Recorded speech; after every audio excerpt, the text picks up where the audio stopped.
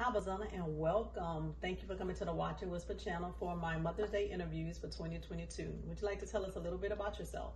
Okay, I am a wax specialist, which is an esthetician. I work at a wax center. I like to work out. I like to hang out with friends. I like to have fun with my daughter and my family. So yeah, I just like to be in good energy. Okay. And you also have a degree in dance? Yes, I have a degree in dance, so I do like to dance in my free time. Okay. All right. Well, why don't you tell me about where you grew up? I grew up in Houston, Texas, but I was born in Baton Rouge, Louisiana. We moved here when I was 3 years old. Okay. And so yeah, being raised here, it was just, I don't know, it was regular. I went to public school. Yeah, I was raised by a single mom, so that was like my growing up. Okay. So did you grow up on any particular side of Houston? The southwest side. All right. So are you faced with any challenges with like work schedules or school schedules, transportation? If you had her maybe in some extracurricular activities, would those things pose a barrier to you? How would you deal with some of those things? Well, actually, I was lucky enough to stay at home for 4 years and take care of her until she got into school. So now when she's in school, now that I'm working, it's trying to balance. Like when I get off of work, I have to make sure make sure she's good while I'm still trying to get myself together. So I guess it's more so of a challenge because I'm missing her more. I'm used to being with her all the time, but it's like, oh man, I'm missing her, like her Saturdays. I work on Saturdays. Right. So it's like I'm not able to just be with her on Saturdays or just spend that time with her. So now when I'm at home with her, I'm giving her all the love that I can because it's now cut short. Right, because now you're working on Saturdays. She's off school on Saturdays. So Sundays is pretty much your only family day that you kind of do whatever it is that you want to do with her. And Mondays, she go to school while I'm off. So it's just trying to figure that out. Well, I guess it's already figured out. It's just getting accustomed to it now because it's different. Especially when you were used to being with her all the time. Okay, I can see how that could be a challenge. How important was it or is it to have your family support on your journey as a parent? It's very important. I'm lucky enough to have like my in-laws, like you, Grandma Callie, my mom, my grandmother. Like my grandmother lives in Louisiana, so we only can, like we communicate over the phone. It's not the same, but I'm looking up to have like Grandma Callie, where she gives me that grandma feels, and she gives Londyn that time that she needs from a great grandma. Or you, like being her grandmother, she goes shopping. She knows that her granny is gonna take her shopping, and her granny is gonna make sure she have everything she needs. Or my mom, her Nini, she's gonna make sure she give her that love and affection that she needs. So it's very important because without that, it will be hard because like even like everybody else think of stuff that I can't think about, or like just keeping me on my toes. Are you doing this? Are you doing that? So everybody don't have that, and I'm very lucky to have that, a family that's all working together, because it does take a village. That it does. Now, a village, a community. I mean, you have to have more than just the two parents to make sure that the child is okay. And yes, you do have a support system. What was your relationship like with your mom? Well, with her being a single mom, it was hard for her. So I was growing with her. I feel like I grew with her as she was going along in life, trying to figure out how to be a single mom or how to protect this teenager that's going through life, and she have to work, and being that support system for me when I'm going through things that's happening at school, or like going through anything that's happening with me. She had to be there to protect me while dealing with her problems, because it was just me and her for a long time. So our relationship, it was up and down, just like a teenager and a mother. Like it was up and down. Everything wasn't peaches and cream, but she was there for me, and she did everything she could and what she needed to do for me to be this person that I am today. I really appreciate her, because I wouldn't be like this person that I am without her teaching me different steps through life, or me witnessing what she's going through, knowing, okay, well, I can do that one a little different, or I can do this a little different, you know? So just like taking things from that.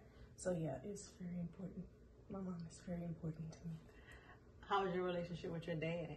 And when I was growing up, he wasn't around. But now, like, as I think that we started talking around 2012, maybe 2011, 2012. And now we like the best friends, because he needed me, like what he had to deal with, what he went through. If he was in my life with whatever he was dealing with, I probably wouldn't be this person that I am. So it was, I feel like everything happens for a reason. Now we're like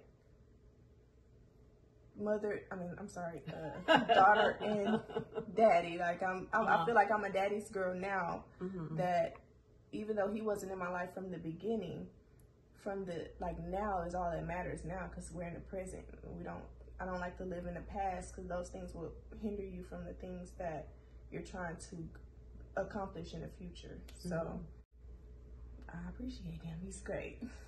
So do you think by you not having your dad present in your life, do you think that also is kind of affecting how you parent?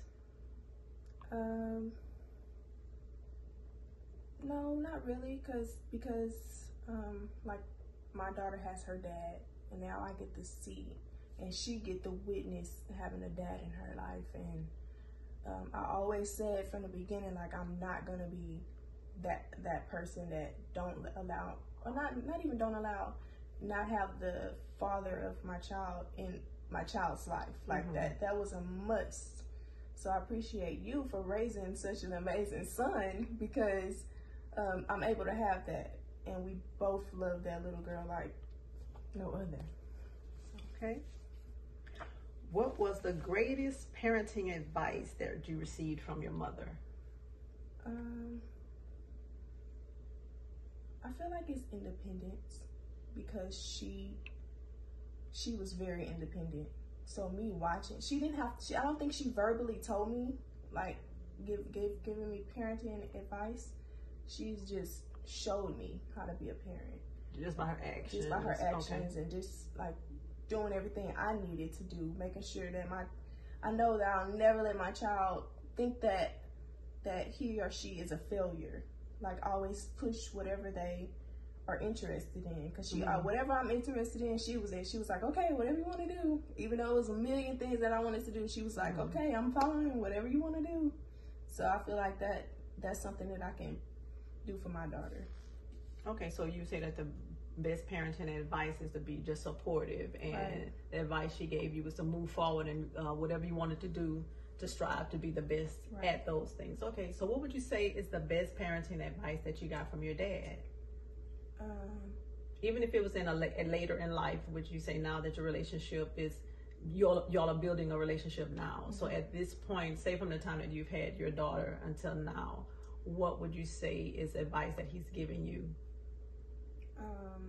Just to be present.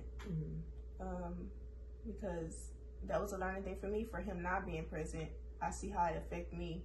So just by that action, it was like, be present. And now now that he's present, it shows me that presence matter. So I feel like that's one of the things that he's taught me. Okay. What would you say was the hardest period, or like a time frame, of motherhood for you, and how did you deal with it? The newborn stage. That was the hardest thing I ever went through. What was hard about it? It was just constant being a servant, trying to figure out what's wrong, crying, changing pampers, like a cycle that just went on and on, no sleep, figuring out what bottles to use, or figuring out what's a good milk to use. Another thing was trying to breastfeed. That was hard. I wasn't able to do it. So that was one of the hardest things too, to try to get through. Okay, when you say you wasn't able to breastfeed, were you not physically able to breastfeed, or you chose not to breastfeed? So, which part? What made it hard as far as not breastfeeding? That you couldn't do it, or that you didn't do it? I feel like physically couldn't do it. Okay. So it was something that you desired to do as a parent. I did want to do it, but I just wasn't producing. Like my milk wasn't flowing like we needed it to be doing. So, just that was hard. And like, you know, I think when you leave the hospital, they ask you, do you want to breastfeed or not? If I would have said no, then I probably would have been better, and this conversation would have went another way. But that I said yes, and I tried to, knowing that I wasn't producing milk in the hospital, that made it even worse, because now I had to get engorged, and now I had to let the milk sit there and try to figure out how to get the milk out, and that was worse than delivering the baby. That hurt bad. So I feel like that, and just figuring out the baby, because it's new. Everything was new. Like I said, I had my sister, but some of the stuff I didn't have to do, like waking up in the middle of the night to figure out what's wrong with the baby, or even when she got a little bit older, those nights when she just wanted to be up, and it's like, no, it's time to go to sleep. So that was one of the hardest things. So how did you deal with all of that? I guess just the repetition of it just got easier. Like, it's just something that I actually learned, like, to just deal with. I mean, it's nothing else that I could have did. I couldn't be like, put the baby somewhere. I couldn't do that. So I had to just deal with it and just take it as a learning experience. Okay. Do you feel like sometimes it got overwhelming? Yes, a lot. It got overwhelming a lot. Yeah. Okay. The newborn stage is nothing to play with. I feel like that's probably why I haven't had another one yet, because it was too much.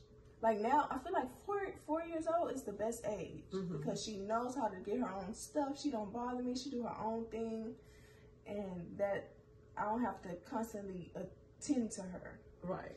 You don't have to keep your eyes on her 100% of the time. Right. I'm her grandmother, so I can agree with that. All right. Thinking retroactively, what is the one thing you would do different as a parent? Probably discipline more, because I am kind of light on the discipline, like, and now I'm starting to see, because now she's like acting up in school, and this teacher calling me now, so it's like, okay, maybe I should have. When I say discipline, I mean like really staying firm on what I'm saying, because now, you know, we could be in a situation, I'm like, okay, whatever, just give in to whatever she wants, and it's like, you can't do that, because now she gonna think she get whatever she wants, and that's not how life works. So I feel like that's one of the things that I wish that I would have did better, because now I see it's like coming to light now.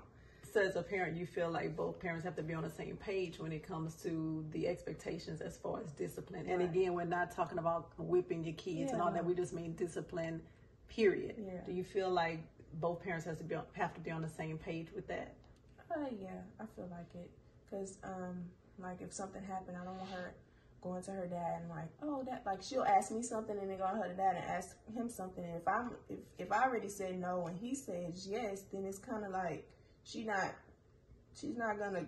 just gonna do whatever she want to do, because she knows she can go and ask her dad, or she can come and ask me, and she tries, but we both be on the same page. We kind of look at each other. Did you say that she can have this? And if he did say no, then I'll be like, no, then you can't have that, because your dad said, you know. So I know you've only been a parent for a short while. I know you say she's getting ready to be 5 soon. Do you have any regrets about parenting for like the first 4 years? Do you have any regrets about how you may have parented or anything regarding parenting? No regrets. I kind of just take everything as a learning experience, and just whatever what's going to happen is going to happen anyways. So no regrets. Okay. You said that you helped raise your little sister, and you're already raising a 4-year-old. What's the best advice you can give someone that's raising small children? Just be active. Be active with them. Take them outside. Like, let them experience things that you would have wanted to experience. Like, I always like going to the zoo and like going to see different things and going to the park. I feel like those things are important so they can have an outside of the house feel. Because some kids probably are like are not able to do things like that. So just have fun with them, be in their life and experience life with them instead of like just sending them off somewhere. So you're saying more so expose your kids, right. and then engage with them as you're exposing them to certain things or different things. Right. Okay. Good answer. You say your sister is 16 years younger than you. So at the age you are now, I can assume she's a teen or preteen. So since you've had so much experience with her, what advice would you give someone that's raising a preteen? Just talk to them. Like, I feel like we're all different generations. So, like, your generation might be different from mine, or my generation is way different from hers because now they have technology. They have their phones or Instagram and TikToks, all of that stuff. So, just engage in that kid because you need to, not saying you need to know what they're, like, what's going on. You do need to know what's going on in their life, but show some interest in whatever they're doing because you don't want them to close up. And I feel like as teenagers close up. Like they kind of like put themselves in a bubble where the parents don't really know what angle to go with them. So I just kind of just ask her questions and see what's going on in her life. See what's like what she's like. Kids stressful. School is stressful for like especially teenagers. So just having her open up to me is something that I feel like that's needed in a teenager so they can feel like they have someone to talk to. So with you, she knows that she has a soft place to land if anything is going on. She knows that the door is open, that she can come and talk to you as her big sister. And I'm quite sure to a certain degree she looks at you as a mom figure as well because you've been there. And like you said, there's a 16-year age difference. What would be the best advice you think your mom could give you or your dad could give you right now to parent your child? To parent my child. What's the best advice they can give you right now? Stay present. Okay. Yeah. What do you think is the best part about being a mother? The love, the affection, the feeling that you get when you see your kid, or the I don't know, I'm weird. Like our skin is so soft, so when she hugged me, I just feel very warm and like squishy because she's so, I don't know. It's just a feeling that a kid gives you. That's my favorite part, because when she come home happy, or she's happy about stuff or excited about something, like that makes me feel so good inside. I don't feel like you can ever get you can't get that feeling from anyone that's not your kid. Like that's a feeling that you get only from that love, that affection. That's only a feeling if you have kids that you know about, you know? Like somebody without kids, they won't get that feeling from anybody. So I just feel like that feeling is my favorite part. Like that love, that internal love. I don't know, it's different. It's a different type of a love that you get from your kid. And on that note, this is the end of the interview, because you can't say it any better than that. You cannot explain it. And just to take it up a notch, you can't explain the love you have for your grandchild. So you may love your child and can't explain it, but when you have a grandchild, which her daughter is my grandchild, you cannot explain the love that you feel. So I know exactly what you're talking about, because I feel it, and she didn't come from me, but it's just a feeling that you can't put into any words. So I would like to say, Bizana, thank you so much for taking the time to interview with me on the Watch and Whisper channel for Mother's Day 2022, and we'll see you on the next interview.